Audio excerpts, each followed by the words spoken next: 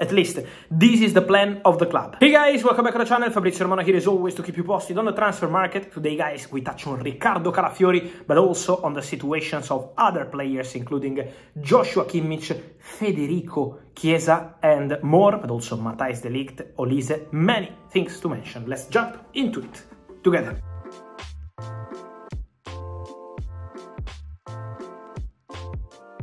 And so guys, many movements on the market, two important signings in the recent hours in Premier League. Brighton have completed a deal with Feyenoord for the Dutch midfielder Mats Wefer. They are gonna pay 30 million euros plus add-ons for the Dutch midfielder who is already in England right now for medical test and contract signing. So important signing in the midfield for Brighton, important signing at the centre-back position for West Ham, because you remember that last week I told you that West Ham were preparing a new proposal for Max Kilman, the defender, and now the deal is done between West Ham and Wolves. 40 million pounds is the package, agreement with the player, medical done, and Max Kilman will be the signing wanted by Julian Lopetegui, who knows the player so well. So an important signing for these two clubs, but a lot of movements around Europe. Let me start with the story of Federico Chiesa, because the decision of Juventus has been made for the case of Federico Chiesa. Chiesa is set to leave Juventus this summer. At least,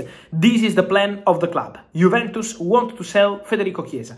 You may ask me why he's an important player. Because the opinion of the manager, Thiago Motta, on Chiesa is quite clear. He wants a different winger. So from what I'm hearing, Juventus are not counting especially on two players. Wojciech Szczesny, the goalkeeper, and Federico Chiesa, the winger. So Chiesa is expected to be sold by Juventus this summer for something around 20-25 million euros. Why that cheap? Because the player is out of contract in summer 2025 and now there is still no agreement over new deal. So Federico Chiesa can leave Juventus. Is a strong possibility. Keep an eye on several options, on several clubs, but for sure a big opportunity on the market, Federico Chiesa. And talking about Italian players, let me say that in the last 24 hours Arsenal also made contact on club side for Riccardo Calafiori. So talks now ongoing between Arsenal and Bologna for Riccardo Calafiori. Still waiting for an official bid, still waiting for the club-to-club agreement. The player gave a green light to Arsenal in terms of contract, project, really excited, really tempted by this possibility to work under Mikel Arteta, who is a big fan of Calafiori. Arsenal have sent their scouts multiple times to follow the player, but also into the staff of Mikel Arteta. They know the player so well and is considered a proper talent for the left-back or centre-back position. He can cover both of them, left-footed, quality player, and so Arsenal are really convinced of Calafiori. They have an agreement almost ready on player side, but still waiting to reach an agreement with Bologna. I told you that the relationship between Bologna and Arsenal is very good. They did a deal for Takehiro Tomiyasu years ago. The clubs are in very good relationships, but at the moment still waiting to reach an agreement. Bologna wants something around 50-55 million euros. The other club monitoring the situation is Chelsea. Still no official bid from Chelsea, just an interest in Riccardo Calafiori, so Chelsea are also there, but at the moment Arsenal are ahead. And then many asking about Juventus, but Juventus at the moment are out of this story. The focus for Juventus is on Teun Koopmeiners. They want to do a fantastic midfield with Koopmeiners, with Kefren Turam and Douglas Luiz, and so at the moment for Calafiori the story is off because of the reasons we said here on the channel several times. The relationship between Bologna and Juventus is really complicated after Thiago Motta, Bologna manager, has decided to join Juventus. And talking about big opportunities, we know that the big opportunity on the market was Michael Olise. Then it became kind of case in the last 2 weeks. Why? Because Bayern had the here we go, the done deal almost 10 days ago. Then still no medical, still no official announcement. And so why? What we can tell you, and this is an exclusive update we shared during the day, Michael Olise will have the first part of medical as new Bayern player on Sunday. So end of this week, Michael Olise is expected to complete the first part of the medical as new Bayern player. And right after, he will sign a contract till 2029. Why all this time? Because when Bayern have discussed with Crystal Palace and triggered the release clause, 45 million pounds plus 5 in add-ons, basically what happened is that Crystal Palace emerged with an important detail of the clause is about the sell-on clause, because Crystal Palace, as part of the agreement by triggering the release clause, will also have a percentage on the future sale of Michael Olise.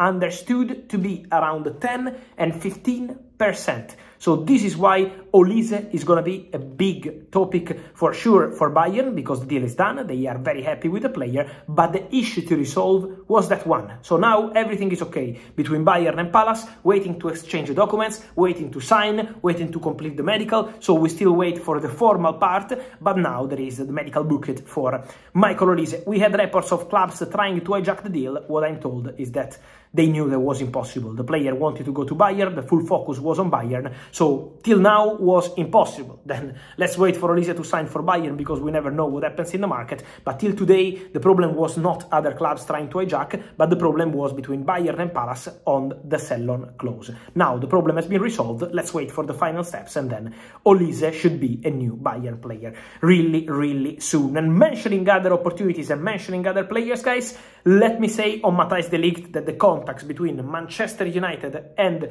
Bayern continue also for the Dutch defender. Bayern want to sign Jonathan Tah, are very confident to sign Jonathan Tah, and Man United keep discussing with Bayern about the structure of the deal for Matthijs de Ligt. Man United want to include add-ons into the package, as we already said, so they are formulating internally the best proposal possible for Matthijs de Ligt. They have the green light of the player. Matthijs de Ligt wants to go to Man United. So the reports about Paris Saint-Germain, at the moment I'm told that the only club with the authorization from the player to the agent Rafaela Pimenta to start the negotiation is Manchester United. So the intention of the Ligt is very clear. Is Man United, is Premier League, is Old Trafford, is Erik ten Hag, a manager who can trust him finally after difficult years for a fantastic defender like Matthijs de Ligt. And so work in progress, contacts ongoing between clubs. We will follow that story in the next hours and days. And then, mentioning Bayern, let's follow also the situation of Joshua Kimmich, because we already said here in the channel earlier this week that Kimmich could leave Bayern this summer. There is interest from Premier League, and there is also the interest, as reported today by French media, in Joshua Kimmich. The interest of Paris Saint-Germain in Joshua Kimmich is real, is genuine, and what I'm told is that it doesn't depend on João Neves. It's a separate story, a completely separate story. Paris Saint-Germain loves João Neves, but at the moment it's very expensive, 120 million euros release clause, but it's a separate story, Joshua Kimmich. It's not Kimmich or Neves. So Paris Saint-Germain appreciate both players, but at the moment Neves is very expensive, Kimmich is out of contract in 1 year, doesn't have that kind of crazy release clause, and so for Bayern, obviously the situation is quite dangerous, so selling the player this summer, not to lose him on a free next summer, could be an important part of the story, with Paris Saint-Germain interested in Joshua Kimmich. And so guys, let me know your thoughts on all these stories from Federico Chiesa, which club should go for him, how do you see Calafiori for Arsenal, and also all the other stories we mentioned. Let me know guys your opinion as always here in the comments, also on all the latest on Matthijs de Ligt, Michael Olise and more, also Kimmich, PSG or Premier League, where should he go? Let me know here in comments, like this video, turn on the notification bell, subscribe to the channel. See you soon with Fab, ciao!